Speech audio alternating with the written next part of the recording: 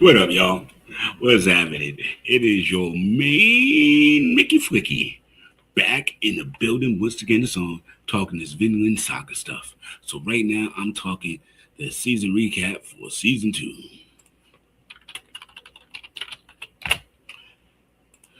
So I hope y'all really checked out season one, or if you haven't already, that is, because these have kind of been out. But if you saw my last episode, we talked about season one. We talked about Thor's. We talked about Thorfinn as a youth growing up, and seeing all this violence, seeing all this hate, and it changes him.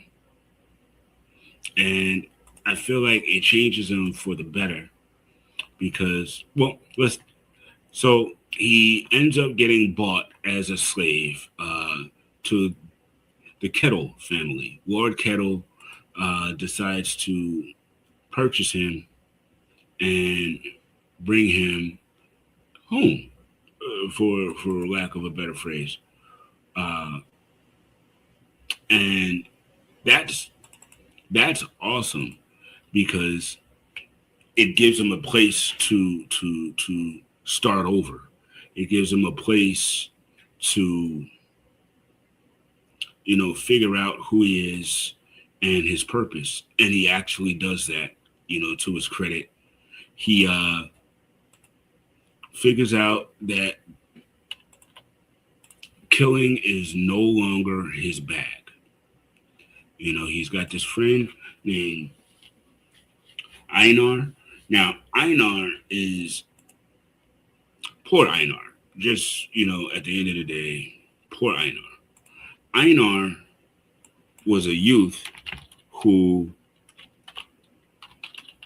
his family was killed by the by English soldiers. And so his family, meaning his mother, well, his father was killed years prior. And so his mom and daughter, and excuse me, his mom and sister were killed while they were trying to escape their village being burnt down. So he ends up being a slave, and they end up on the same farm. Uh, and it's because of him and his ordeals that it reminds Thorfinn of humanity again. And that is key. That is key for him. Because without that, he has no idea what it is that he ever wants to do. So Lord Kettle has this farm, this major farm. So he has Einar and Thorfinn clear a forest to create farmland to plant crops and all that.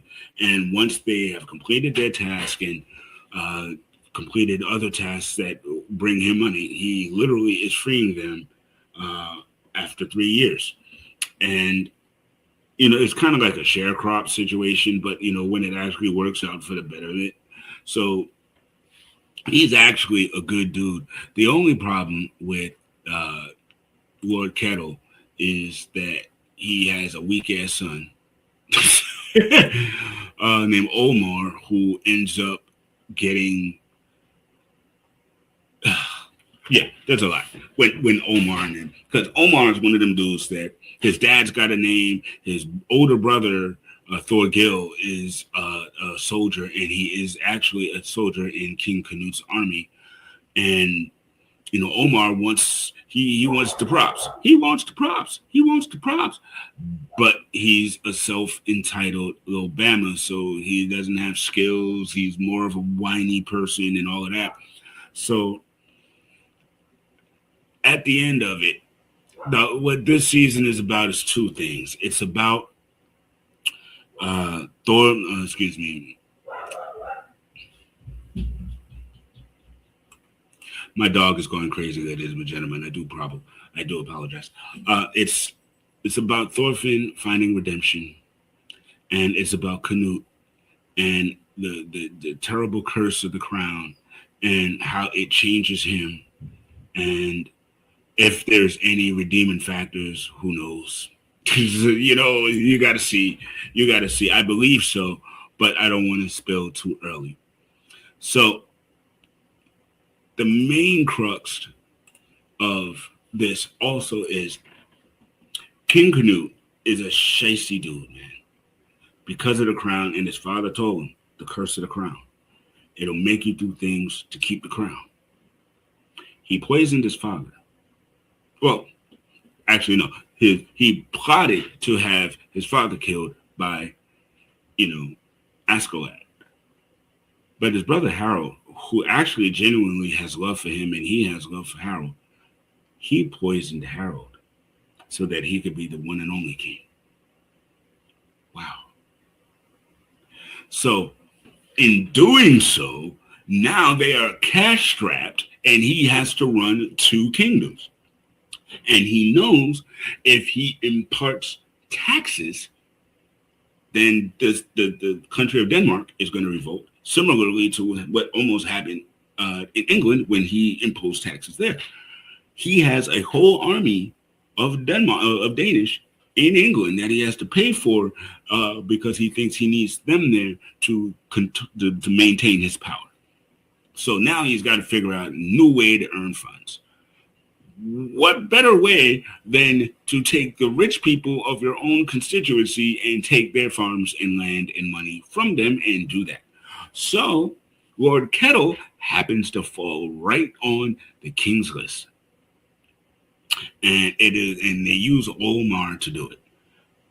So Omar ends up getting his pride hurt, and he takes out his anger on the king's guards, which actually was all a setup. The king knew it was going to happen, and they used that as the excuse to bring his army down to the Kettle farm and attack. And the goal is to get the Kettle family to be exiled and move off of the land so that the army can take it and work it and keep the funds going for the kingdom.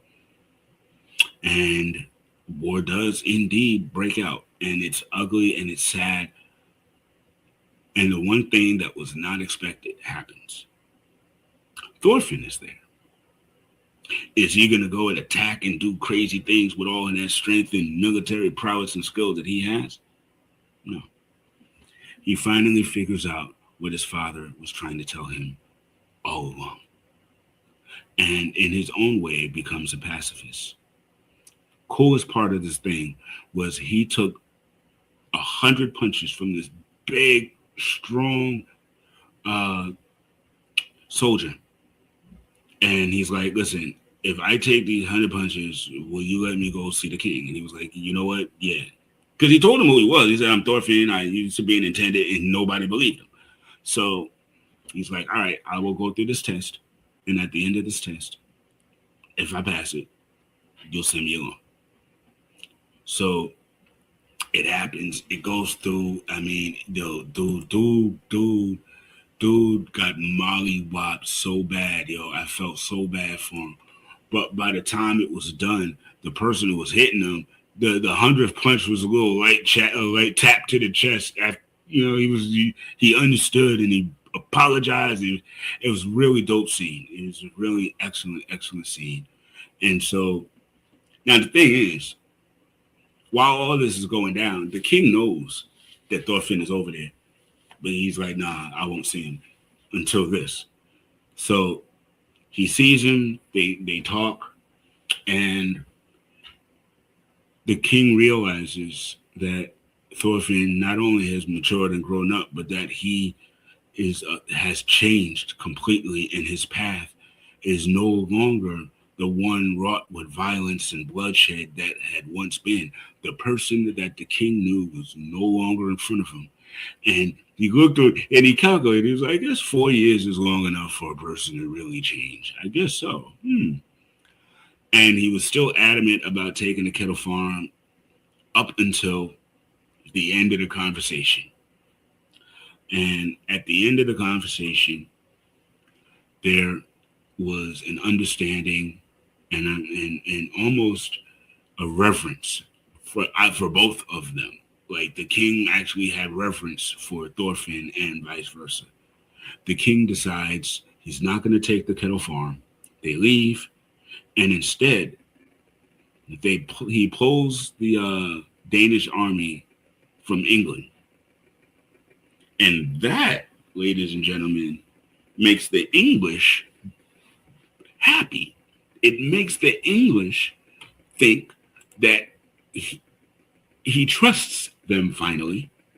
And so he doesn't lose anything with the English. He doesn't lose England. He maintains the strength of England and maintains Denmark without having to circumvent them to taxes. Literally, just by pulling his army, he solved this whole problem. And it took Thorfinn talking to him, not violence, no attack, talking to him for him to realize that. Like, yeah, I enjoyed that. That was dope. I like how that went down. I really do. So, as we did with the other one, here's the recap, and let's hit it. Dun, dun, dun. Yo, and the animation was dope here. You know what I mean? So you got the dead man's guilt because of the curse of the crown. Now he's reminiscing on him and his big brother. The same kid he poisons. Like, the same man he poisons. It's crazy. And he starts seeing visions of his dad as a decapitated head, giving him advice and stuff. Yo, Canute, because of his treachery, has guilt and all kinds of stuff, and he can't really, maintain himself the way he wants to because of that. So now we have Iron Fist Kettle and Einar I was talking about. Two really good dudes. Like I said, Thorfinn and Einar they were slaves, and this is the slave owner, well, the land owner giving them, good advice and letting them know that they'll be free, So, and it's like I said, at the same time, inner trials and redemptions were going on with Thorfinn.